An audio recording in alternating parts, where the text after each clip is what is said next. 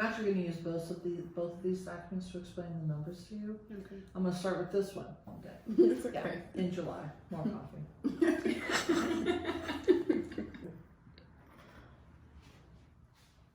Okay. Congratulations. Thank you. Congratulations. Hi family, welcome back to the channel. Thank you so much for coming back. As you guys can already tell from the title, we bought a home. Oh my God. So I posted a picture on my Instagram yesterday and I was telling you guys to guess what you thought it was. And a lot of you guys actually guessed right. But what I'm trying to understand is, why do a lot of you guys want me to be pregnant again? I have my hands full. Baby Nadia, or should I say little Miss Nadia, is busy. Like, she's keeping us so busy. She's at that age right now where she's crawling, she's trying to walk, she's standing, she's experimenting, she's grabbing everything and putting it directly in her mouth. So we are super busy right now. So no, I'm not pregnant, but we did buy a home. So a lot of you guys did guess right. So in this video, I'm just gonna be showing you guys a little bit of the process. I didn't film everything. I try to document everything, but it was a stressful process, y'all. Especially at the start of the process, it was really stressful, but then it ended up being super great and I couldn't change that experience for anything. So even though it was hard at the beginning, we really did learn a lot. We learned about the process of buying a home, what the requirements are, what your finance should look like, what your credit should look like, what your employment should look like, just everything. We learned a lot, so I'm grateful for that process. And going back to when I said it was stressful, this process does not have to be stressful. It's usually a really happy time. It does have its stress, but it shouldn't be a bad stress.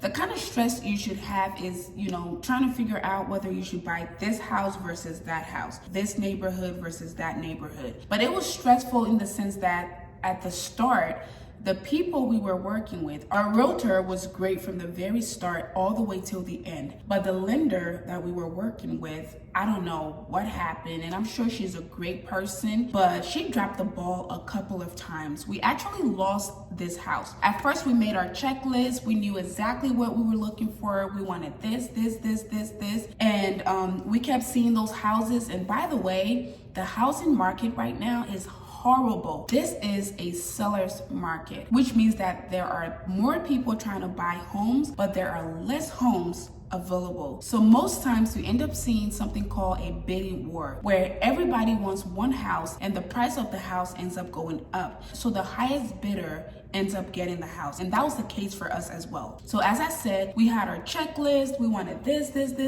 and we saw a lot of houses that either met those requirements, but we couldn't get it because we were bidded out, or we couldn't get it because somebody saw it before us and they put in an offer and then went into contract. There was just a lot of things happening. But when we saw this house, it only had maybe 2 things on our checklist, which was a finished basement and a big backyard because we have a kid. We have been in an apartment, a 2-bedroom apartment, and it's been really small. It was fine when it was just the 2 of us, but ever since the baby came, you have to buy all the baby gears, like the car seat, the pack and play, the crib, just little things that you have to buy for the baby. And I'm the kind of person, I hate clutter. I like an open, free space. I hate clutter. So I wouldn't necessarily say the baby's things were clutter, but these are just things that are required for babies. So we had to get them. And the more we got, the more things we kept getting, the more things we kept having to get. So the apartment got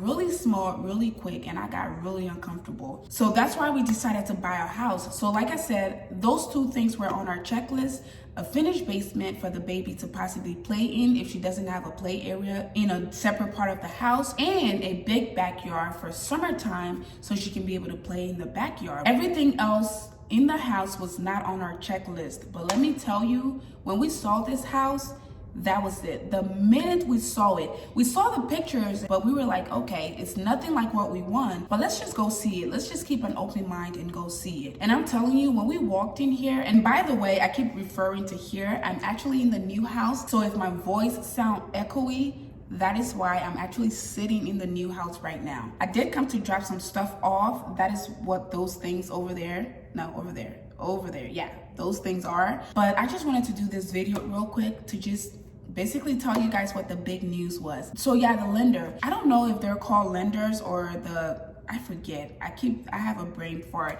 But the people who are supposed to help you get your loan, the loan officer, I should say. I think that's what they're called, loan officers. Yeah, it just wasn't great. When we saw the house, we loved it. We called our realtor, we told her, and we started to bid. There was a lot of people bidding on the house, but they obviously chose the highest bidder. So the house came on the market for a way smaller price than we ended up paying for it because a lot of people wanted it. So we ended up being the highest bidder. So we got the house. And when we got the house, now it was time to, work on everything else to finalize everything so we can close. But our loan officer or lender, there was just a lot of things happening, and we literally had like 1 or 2 more weeks to close, and we ended up losing the house because of something the loan officer did. And I don't want to go into detail because I don't want it to sound like I'm bashing anybody, but that cost us a lot of time, it cost us a lot of money, and it just cost us a lot of a little bit of headache because we were excited and we did everything that was asked of us.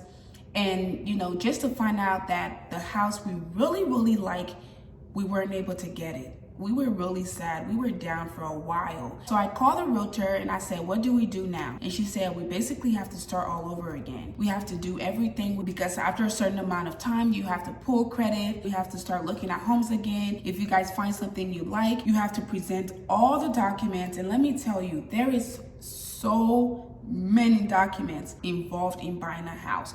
Your work history, your credit history, your debt to income ratio, your rental history, everything comes into play. So they want to check and basically make sure you're perfect for the bank to be able to lend you their money. So she basically said we had to start all over. And then the listing agent, and for those of you who don't know who the listing agent is, so the listing agent was hired by the seller to sell the house. So then the listing agent contacted our realtor and said, hey, if your lender or your loan officer is having problems, I have a really great person that you guys can probably try. At this point, we've already lost the house. The house was back on the market. I'm so sad at this point. And the listing agent was like, yeah, I know a really great guy. And from the moment I spoke to this guy, his name is Matthew Casey. I will leave his link down below. If any of you guys are in the Ohio area or the Columbus area and you're looking to buy a home, this guy, I could cry just talking about him.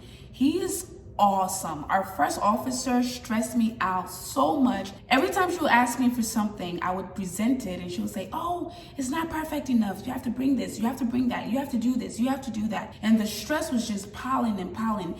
And at one point I was like, I don't think it's worth it. And now I see why people just choose to live in apartments forever, because it is a stressful process. But from the minute I met Matt, first of all, he is very personable. He's very like a cool guy. He's not super serious. And he's so friendly, and he just made the process so easy. This guy knows what he's talking about. So he calls me. I don't know if you guys have ever been on the phone with like customer service before, when they transfer you from one person to another. It's like you have to explain the reason you call every time. When a new person comes on the phone, you have to explain your reason for calling, who you are, what your name is, blah, blah, blah. And you have to do that every time. It was the same thing. When you meet a new officer, you have to tell them basically everything. So what happened was, I was sitting there, Matt asked me these questions and I'm trying to explain them to him. Just talking to him calmed me down, because everything I would say, I would feel like, oh my God, he's gonna say this is wrong and that is wrong and this is wrong. I'm telling you, there was nothing like that. When a person knows their job, it makes it so much easier for everyone else. So I just told him our situation. I just explained everything to him. And he was like,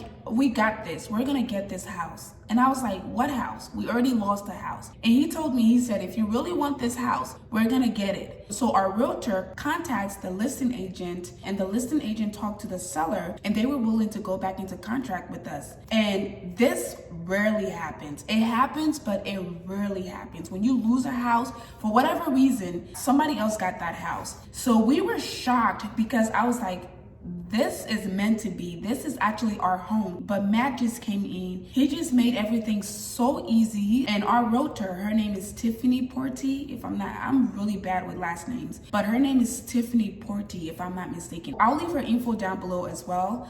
But it was just a great process. You know, she was really patient. She worked really hard. She did her best. We ended up getting out of contract and getting back into contract. And then at the very end, something else came up. We almost lost the house again. And it was just like, wow. But when you work with great people, they make stuff happen. We ended up coming back into contract, getting the house we really, really wanted, and we closed yesterday. This has been my dream for the longest time. I tell you guys this all the time. I always set these high standards for myself. You guys know my story. I've said it over and over. First of all, I didn't come from a huge family. Secondly, I didn't come from a rich family. I've been poor. I've been dirt poor. There has been times where my family and I, we've gone days without, knowing where our next meal is gonna come from. And it was because my mother was a single mom with all these kids and didn't have a, college degree or this fancy job to take care of all these kids. So we've been down. There's been moments where I mean, if you guys want details, I can make a whole separate video. I don't want to ruin the moment,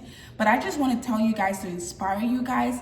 I just want to say that just because you come from a certain place or a certain time in your life doesn't mean that you can't reach for greatness. Greatness is available to everyone. It's just up to you to try to grab your piece of the pie. I've always been the kind of person to set dreams and goals for myself. And I've always said that I want to have a family, I want to have a college degree, and I want to own my first home before I hit 30. And look at God.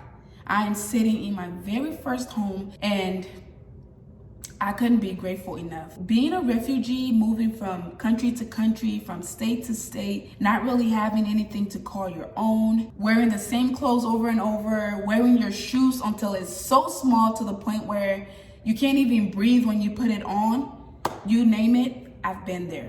But God is good. I always tell myself, with God on my side, I will reach for every single star until I can't anymore. So I just say all of this to encourage you guys. I also say this to inform you guys because ever since I started this YouTube thing, you guys have become like a family to me. So every milestone, I think I really started filming my YouTube videos when I was pregnant. I didn't really share my pregnancy complications at that time, but I did share the experience with you guys. So you guys have been there since I was pregnant. You guys have been there since baby Nadia got here. You guys have been there through so many things, and I've hit so many great milestones here on YouTube. And now you guys are here for the home. And what I want to say to you guys is, if you guys want to see a whole series, because we're gonna decorate, we're gonna paint, we're gonna remodel, we're gonna do a whole bunch of stuff. And I don't want to give you guys all the details in this video. I just want to tell you guys that basically we bought a house and